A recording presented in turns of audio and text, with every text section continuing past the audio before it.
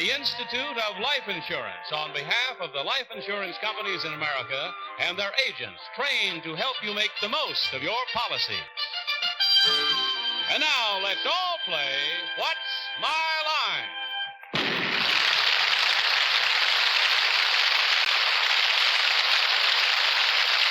And now, live from New York, let's meet our What's My Line panel. First, the delightful star of the Broadway smash hit Dinner at 8, Miss Arlene Francis.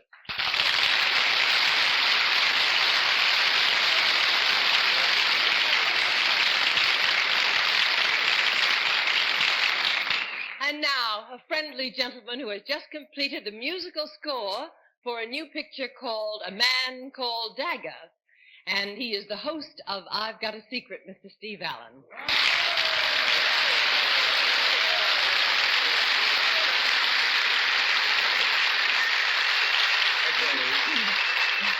Thank you. Now, I'd like to introduce a young lady with a great many strings to her bow. She's an author of bestsellers, editor of Cosmopolitan Magazine, bon vivant, eminent Viennese medical authority, and all sorts of things. Here she is, all three of her, Helen Gurley Brown.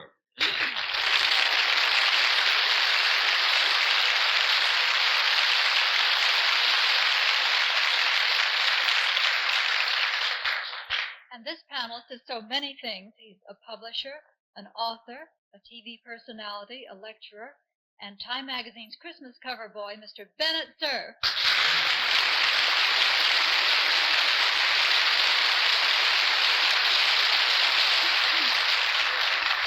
What's this Viennese medical authority business? I don't know. I didn't know it was me. I'm hoping I'm going to get on the cover of Cosmopolitan someday. Oh, wonderful. Well, here is New York's best imitation of Santa Claus, which will give you some idea of how hard up we are around here. John Francis Kris Kringle Daly.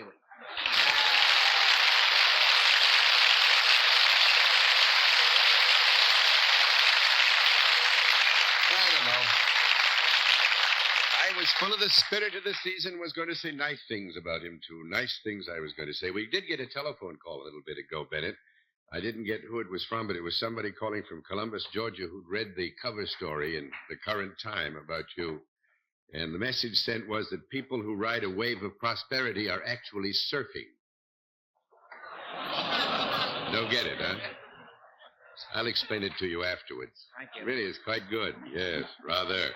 And may I say, Miss Brown, nice to have you here. Steve, it's a Christmas present for us to have an old and trusted and dear and valued friend like you back just before Christmas gets you. How's your cold? John. My pleasure. Thank you. How's your cold? It's clearing up. See, Bennett didn't realize. I know why you wanted that Viennese medical authority there. Steve's got a cold. He wants a doctor to sit next to. Created my own.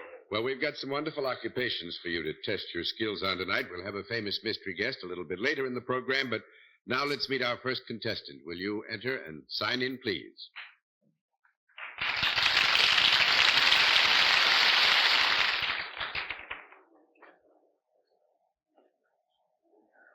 Jehan Waba, is that right?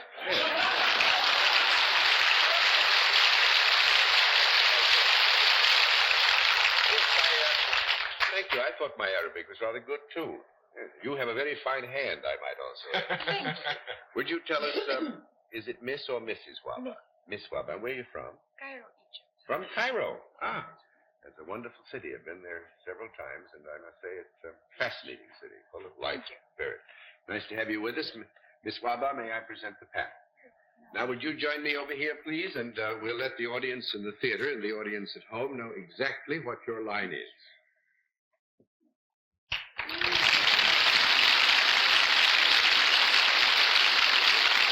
All right.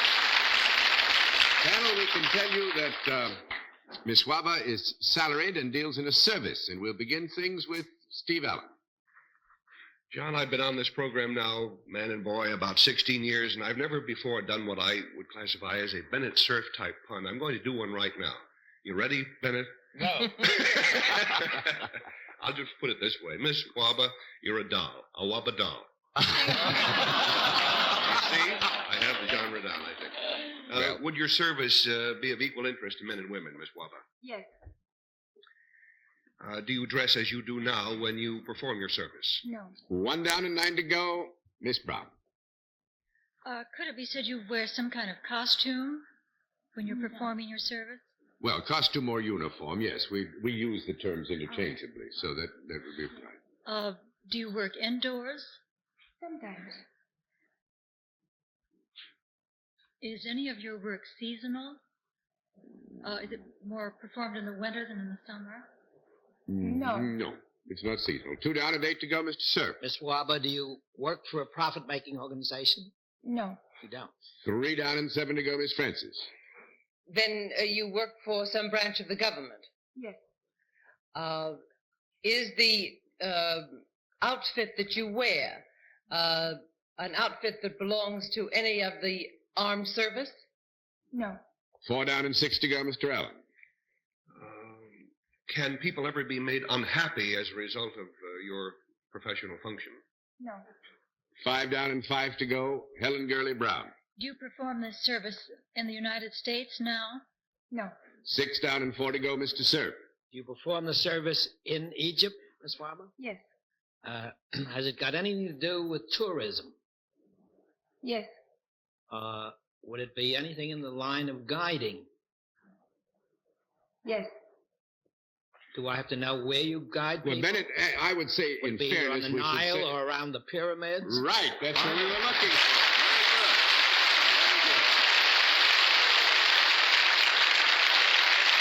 Very good. Miss Waba is a guide at the pyramids. Actually, they have sound and light, magnificent sound and light performances at the three best-known pyramids. And Miss Waba, who is a historian, I guess we'd have to call you, too. You have to know a great deal about the history of Egypt to do this. Have to be a university graduate. You speak how many languages? English, French, German, and my Arabic. Huh? 4 languages. Wears a navy blue uniform. Miss Waba, you should tell Mr. Daly about that Sphinx that's there, that never talks. Right next to the pyramids. It did talk. Yes, at the Sound and Light show. The Sphinx talk? Yeah, the Sound and Light show. I've been over there, Bennett. You don't think I'd let that keep quiet while I'm around, do you? Heavenly days now. No, it is a very interesting work. You must have met an awful lot of well-known people. Yes, from all different parts of the world, and like King Hussein of Jordan, and Macarius of Crete, and Mrs. Gandhi, Mr. Khrushchev. Mr. Any Americans? You remember? One of the Rockefellers. One of the Rockefellers. That's pretty so good. Many. That's pretty good. We have a lot of the Rockefellers here, but if they got all the way to Cairo, that must be one of the older ones, and the ones who've done better, wouldn't you say? No, I wouldn't think so. Well, it sounds like fascinating work, and thank you very much for coming to visit us while you're in America. It's nice to see you.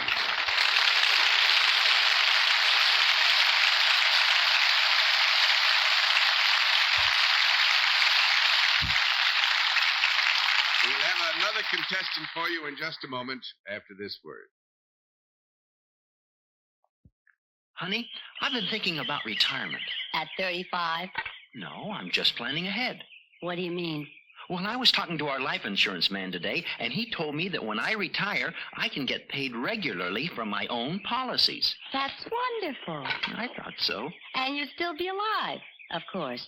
Yes, that's the nice part of it. How long will you get these payments? You won't believe this. Try me. Well, he says the life insurance company will pay us the same amount every month as long as either one of us lives. Really? Positively. And you've included me. Well, you're my wife and all. Your only wife. I'm unique that way.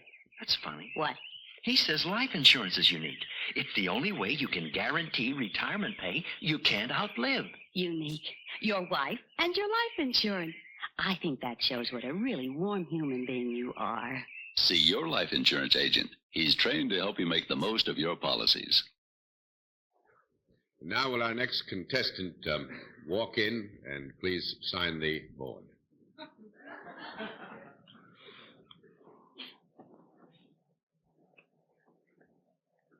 Raymond Kester. Is that right, sir?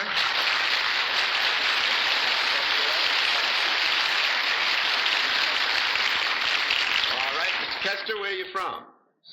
Shrewsbury, Missouri. Shrewsbury, Missouri. Well, now you see you've got a lot of them home folks here with you, so you've got a good clack going for you, and the two of us could take the whole panel on anyway, so don't worry about that. Mr. Kester, may I present the panel?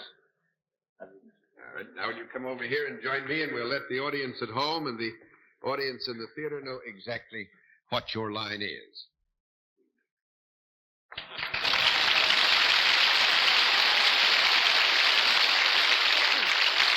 All right.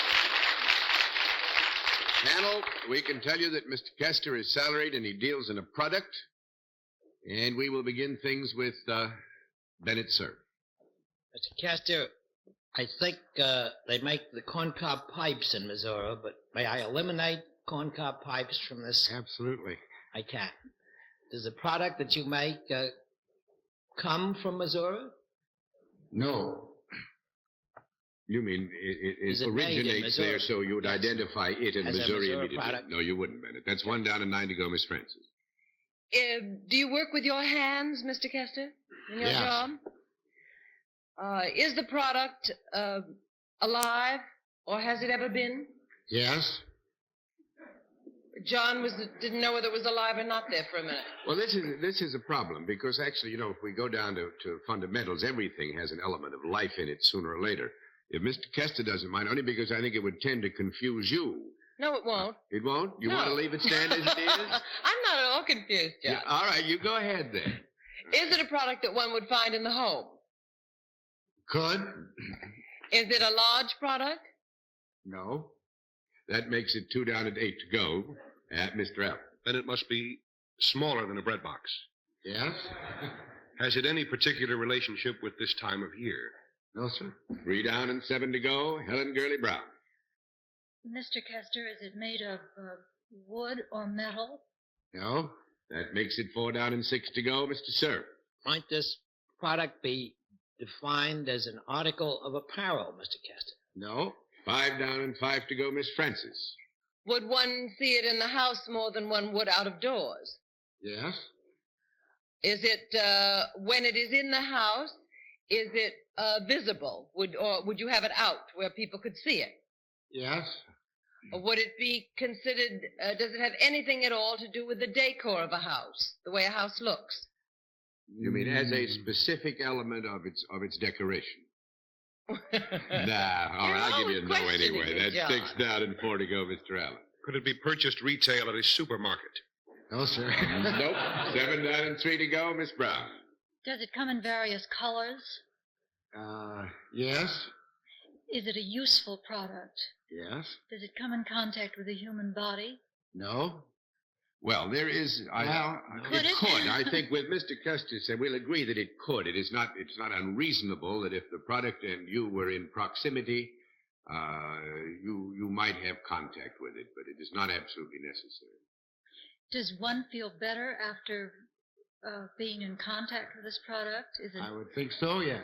Well, I think it depends on how you contacted it myself. But,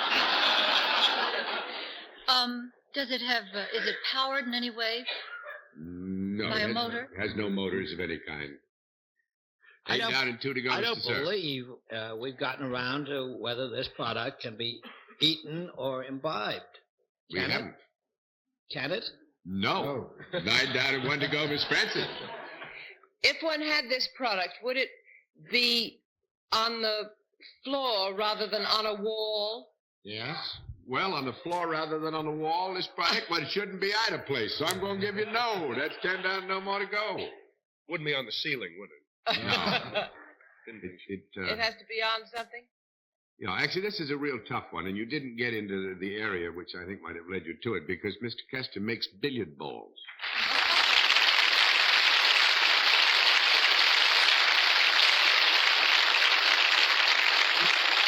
And Mr. Kester makes, you know, the really championship kind. He's with A.E. Schmidt Company. A.E. Battle Schmidt Over. Company. He's been in the business since 18... Well, for 116 years, and I've been with him for 100 40 years. 1850 then. He's been with them for 40 years, and he hand makes ivory billiard balls, which are, you know, the best books. They age the ivory. What kind of ivory do you get? Zanzibar from Africa. Africa, and then what? You ate Days it how long? after it's roughed out, all year to 2 years, Yeah. so we can put them on for use. But the thing that interested me most, looking this up, Mr. Kester affirms that as you use them, they tend to become oval-shaped. So you have to send them back. They send them back to you, and then he makes them round again. Mr. Kester, are pool balls beneath your contempt? Yeah. You don't make pool balls. No, we don't make those. That's a Bennett, don't be bad. Don't feel unhappy. I'll find somebody who does. Yeah. I'd like to donate this money I won to the Boys Town of Missouri of St. James, Missouri, Well, for the you- Christmas. And I'd also have 2 ivory rings that I would like to present to the Mrs. Brown. And Well, you go right ahead, and thanks very much for being with us today.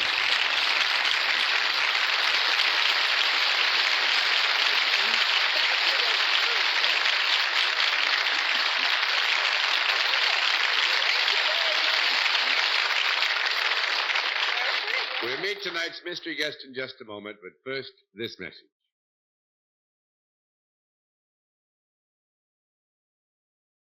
Now, with colds and flu on the rise, your luck may not hold out. So be prepared to follow the 3 steps doctors recommend for colds and flu.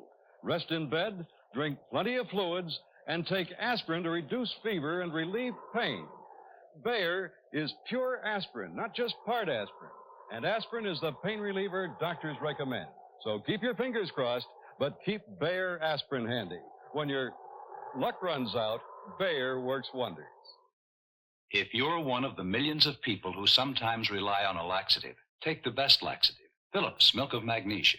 When thousands of doctors across the country were asked, do you ever recommend Milk of Magnesia? The overwhelming majority said they did. You see, Phillips Milk of Magnesia is a laxative plus an antacid. No single-purpose laxative can give such complete yet gentle relief. Take Phillips Milk of Magnesia, the kind of laxative doctors recommend. And now the special feature of our program, the appearance of our mystery challenger, for which the panel is always blindfolded, as you know. The blindfolds in place, panel? Yes, sir. Good. Will you enter mystery challenger and sign in, please?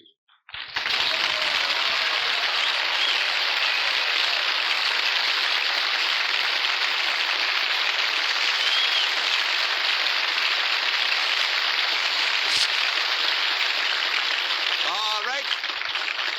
Panel, you will remember the different form of questioning, one question at a time, in turn moving clockwise. And we will begin with Arlene Francis.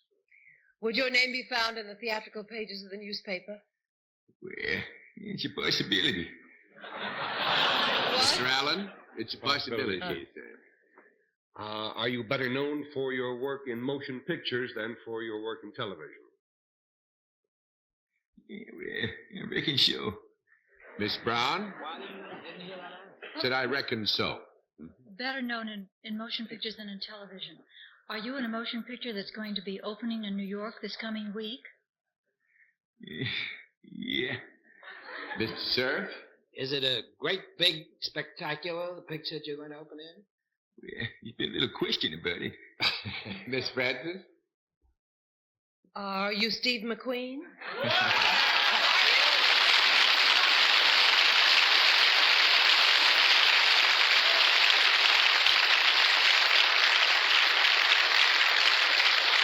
That was a great voice. I'm just waiting for somebody to go off the track on it. Yeah, you open tomorrow. Is it tomorrow night or Tuesday night? Well, we have the premiere Tuesday night, yeah. Premiere Tuesday night, yeah. The Sandpeppers, huh? Sandpeppers, Yes. yes. That was 9 months in the Orient. Had a little trouble making that picture, didn't you? Well, we had a few weather interferences, wind from Manchuria, and the tides went out, and 1,500 extras wearing wristwatches and a period piece. But other than that, Wait a minute, Steve. You mean that you shot a scene and you had 1,500 extras wearing wristwatch and do it all over again? well, we had a problem because there were 3 different dialects there, and we only had 1 interpreter, and it was in 1924, so the 1,500 extras had to be in period clothes, you see. Yeah. And they would constantly wear the wristwatches. They wouldn't take them off, you know. So they'd be flashing them up in the camera like this. You know, we had to stop, take it off, you know. Did you say you spent 9 months after? We spent 4.5 months in Taiwan and Formosa and Keelung, Tamsui, places where actually people hadn't seen a movie, you know. And then we we did about 4 months in 3.5 months in Kowloon in the New Territories. Oh, yes. 2 months, 2 miles from the communist border, and that last 2 months was really, it was a little scary. Yeah, that's exciting up there. Yeah. But now, when you go out and work, you had 1,500 of the native population, the indigenous population, as extras? Yes. Not in all scenes. Some of the scenes we had where the gunboat is coming in, we had 1,500 extras, yeah. All the wardrobe that we brought from Hollywood, some we made there, dressed them up so they would look the part, you see. And do they take direction readily? I'm just interested. You have to work with such a mass of people who you had communications problems and speech, and yet they can get the feel of what you're trying to do and do it well. Well, it was a bit difficult, but we had Bob Wise. So we kind of had it made. We had an awful good director and producer, but we had there were 3 dialects. There was the Cantonese, Chinese, and Taiwanese. Now we had one interpreter who perhaps spoke Cantonese, so he would give the orders to the extras, to do this, and the other ones didn't understand, and then we'd be fighting about, well, why don't we have an interpreter? And it would keep going and going and going. That's what.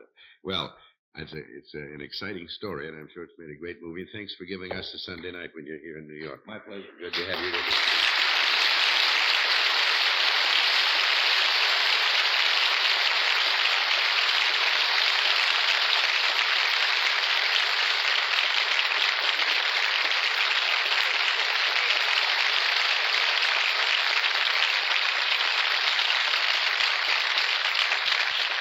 Well, I must congratulate your panel on doing rather well with some tough subjects tonight. We'll have another contestant after this word. Ladies and gentlemen, I got a little trick for you. I'm going to make a billfold appear out of thin air. Here it is, the Lord Buxton Organizer. As you can see, it's flat to match your head, or even a friend's. And there's a secret compartment here, too. I can't tell you, it's a secret. Then there's a special place for cards. 6 on one side, 6 on the other, making a total of 131. For my next trick, I take this hanky and place it over the entire hat. Pull it off, and zingo. Norma. Ooh. Oh, thank you, my dear. And here it is, the Buxton Flashlight Keytainer. Flashlight, keys, and the tainer. Only $3.95. And the organizer, $5.95 up, never down. They make excellent gifts. And I will now show you how to make an entire body disappear.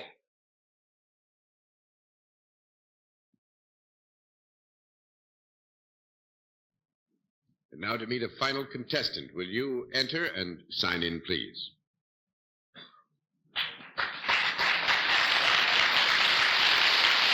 Peter Hayes. Right, sir?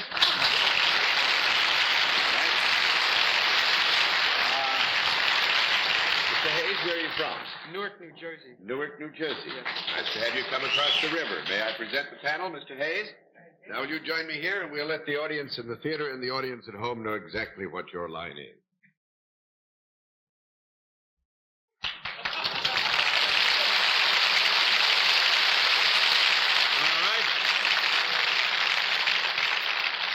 Panel, we can tell you that Mr. Hayes is salaried and deals in a service, and we'll begin things with Helen Gurley Brown. Now, this one must have something to do with Christmas. Do you work for a profit-making organization? Yes.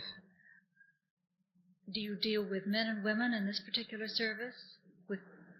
With human beings as opposed to animals, I'll say? No. 1 down and 9 to go, Mr. Cerf. Mr. Hayes, I just want to be sure you're no relation of Peter Hayes is married to that gloriously beautiful Mary Healy. Is that correct? That's correct. But you do have something to do with animals. Is that correct? That's correct. Is that a tie-up? No tie-up, whatever. Are the animals alive when you're dealing with them? Yes. Are they what might be considered domestic animals? No. Let us have a small conference.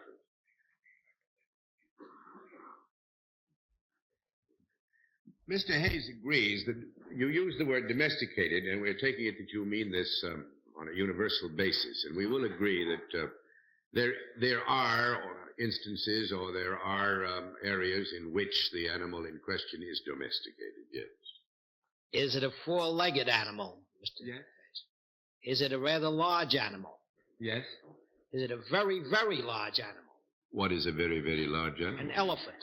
An elephant is a very, very large? I didn't ask an elephant, but you asked me a large animal, and I described a large animal as an elephant. Well, now, what else would you describe as a large A animal? hippopotamus, a rhinoceros, So that you're in a giraffe. In that context. All right, well, I think just so that you're not misled, we'll agree it's a large animal, yes. Is it an animal that is sometimes found in the wilderness? You mean out in the veldt? Yeah, the wide, That's all then. the Yes. wide veldt. Wide veldt? Yeah, you find it out in the wide veldt, right? Yes. Might this animal be found in Africa? Yes. Is it sometimes dangerous, this animal? Can be, yes. It could be if aroused, but then even you're dangerous when you're aroused. Right? Can I eliminate lions and tigers? Yes. Can I eliminate the cat family, leopards and animals of that sort? Yes. Can I eliminate giraffes? Yes. Can I eliminate elephants? Yes. And rhinoceri and hippopotami? You certainly can. And it's a four-legged animal. Right. I'll pass.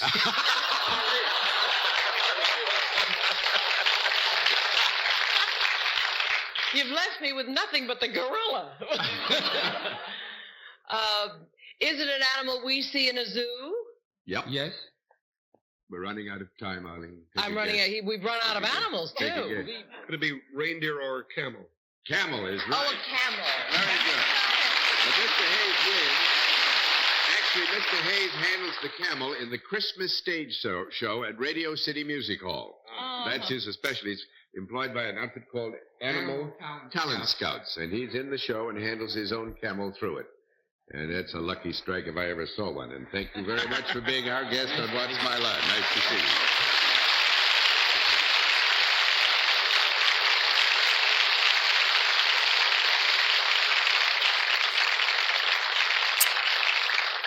Miss Helen and Steve, again, nice to have you with us. And Christmas is coming up, so Merry Christmas and Happy New Year and all that sort of thing. And good night, Arlene Francis. Thank you, John. Good night, dear Steve. My best to Jane. Thank you. Same to Marty. Good night, Helen Gurley Brown. Good night, Steve. Good night, Dennis. Good night. For Christmas, John, I'm going to sing you Winchester Cathedral. Good night. Well, I'd rather he did it for Christmas because it'd be a terrible way to start a new year. That's all I got to say. And thanks to all of you for being with us on What's My Line. What's My Line is a CBS television network production in association with Mark Goodson and Bill Codman. With Francis Gowns from Don McTeller, this is Johnny Olson speaking.